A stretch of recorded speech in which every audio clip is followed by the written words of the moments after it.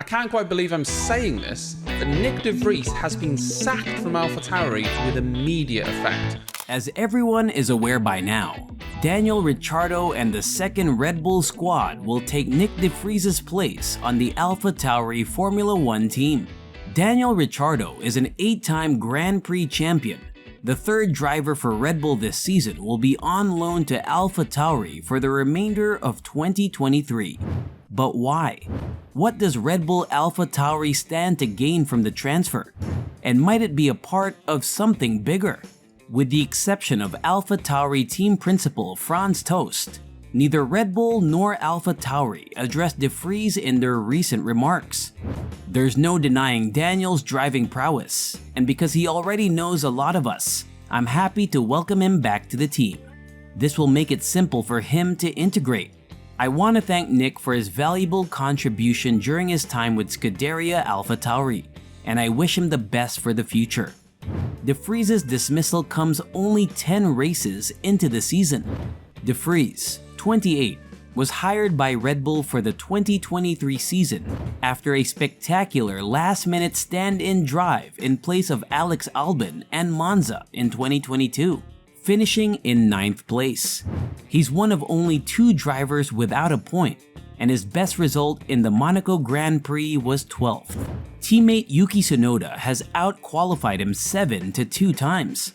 Concerns about the stability of his job have been there for a while, and when Tost announced a week ago that De Vries determines his destiny with his performance in the troublesome AT04, Red Bull rookie Liam Lawson was thought to be the first in line to succeed him. This year, Lawson competes in the Japanese Super Formula Series and is a title contender after previously winning events in F2. After a strong showing in the RB19 tire test on Wednesday at Silverstone, Red Bull announced Ricciardo's loan transfer to AlphaTauri.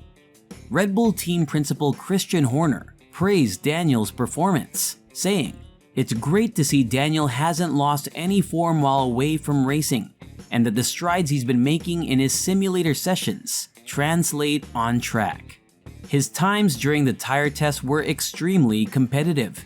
It was a very impressive drive, and we're excited to see what the rest of the season brings for Daniel on loan at Scuderia AlphaTauri. At the Pirelli tire test with tougher compounds without blankets, Daniel Ricciardo's best time was 1:27.415, 0.7 seconds off Verstappen's pole time. Although Red Bull and AlphaTauri quoted Ricciardo as saying, "I'm stoked to be back on track with the Red Bull family," many fans are glad to see Ricciardo returning to the grid soon.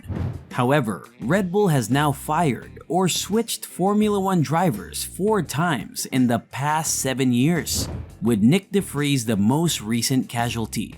Does this signal the existence of a more serious issue inside the Red Bull teams? De Vries was enlisted by Red Bull as a partner to Yuki Tsunoda at AlphaTauri this year, replacing the Alpine Baumpierre. Despite not being the team's first option, Yuki Tsunoda replaced Alpine Baumpierre Gasly at AlphaTauri this year. Colton Herter, winner of an Indy car race, was not qualified to take his position for an F1 Super license. When De Vries was called up on Saturday morning to replace Alex Albon, it was after a startling point-scoring debut at the Italian Grand Prix that he became a contender. De Vries did a fantastic job in his debut as the monster. It's crazy that a modern F1 team can make such crucial decisions in this way, and it's strange to fire him just a few months into the season. In some ways, Red Bull has nothing to gain by keeping De Vries on the team until the end of the season, and then replacing him with perhaps the same driver. De Vries was a clear winner, but acting hastily enough to focus on a single race is absurd. This clearly demonstrates that their plan has holes in it. Just a few months into the season, it seems weird to write him off.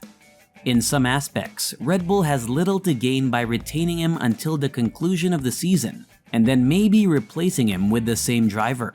But more significantly, could Red Bull or Marco foresee how wildly off the mark the process was? That a rookie, De Vries deserves to be sacked before the summer break, while being obviously thoroughly second best behind third-tier Yuki Tsunoda. One of the most seasoned individuals in the pit lane and a man renowned for his aptitude for assessing the potential of new drivers is Franz Tost, team head of AlphaTauri. However, if management consistently ignores the optimum course of action, what good is a talent spotting manager? Is this a hint that Red Bull's current management is in charge and altering direction more frequently than normal? One must take into account the stress the management is experiencing, as well as the fact that this is Red Bull's first World Championship matchup in 7 years, and that the rules are expected to alter drastically in 2024. Ricciardo has an opportunity to restart his Formula One career with this transfer to AlphaTauri. He has been absent from the F1 racing scene since leaving Renault in 2020 and taking a break after that. However, he has been tirelessly doing simulation racing, and his outstanding performance at the Silverstone tire test suggests that he is in fine shape. Perhaps a new beginning with AlphaTauri will give him the boost he needs to rekindle his love and talent for the game. Nyck De Vries' removal from the squad is unquestionably a significant setback, but he has a strong track record in Formula E and Formula 2. He's also a gifted driver. Given the appropriate circumstances, this experience and his performance at Monza in 2022 demonstrate his ability to be a Formula One champion. Maybe another team will see this and give him another chance to prove himself. Whatever transpires, the Formula One world is full of surprises, and the upcoming few months are certain to be no exception. After all, AlphaTauri and the seat he didn't want at the start of the season may not be such a terrible long-term option for Ricciardo, as the team is scheduled to transition away from being a pure young driver squad under incoming CEO Peter Bayer. Right now, AlphaTauri is the best bet to secure this seat, and Ricciardo is riding high as he impressed the entire squad during his tire test. This makes the AlphaTauri reception for the remainder of the season and possibly even 2024 interesting for Ricciardo. And while the Snapman's teammate Sergio Perez flew out of the gates in the early races of 2023, his form plummeted when Verstappen came from behind to defeat him in the Miami Grand Prix in May due to Perez's mistakes. Perez missed Q3 for 5 races in a row, leaving Verstappen to glide to 6 consecutive victories and a 99-point advantage. Sergio Perez, the Red Bull driver, has exhibited incredible resilience. He overcame a number of obstacles to land comfortably in the top 5 of the drivers' standings. Let's now quickly review the forthcoming race at Hockenheim. Looking at the forecast, it appears like this weekend will be dry. This should result in racing at high speeds and a lot of clever tire management moves. Ricciardo's unexpected return may be seen as a way to persuade Perez that he needs to step up. Or else, if the Ricciardo gamble fails, it might open the door for Lawson to be appointed after a full winter of preparation. Tsunoda may not have been considered a serious candidate for Perez's seat in 2024. Ricciardo has 12 races to demonstrate his worth and determine if he can play second fiddle at Red Bull without stirring up a commotion. And that's it for this gripping chapter in Red Bull's playbook, folks. But as the engines cool and the dust settles, the plot thickens. Ricciardo's appointment could mark the opening gambit in Red Bull's audacious master plan.